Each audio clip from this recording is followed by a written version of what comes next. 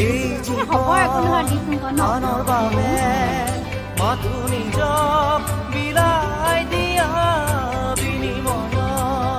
প্ৰতিদানত কাৰো পৰা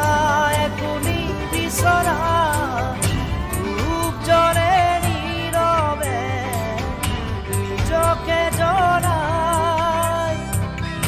পুৰি পুৰি মনে মনে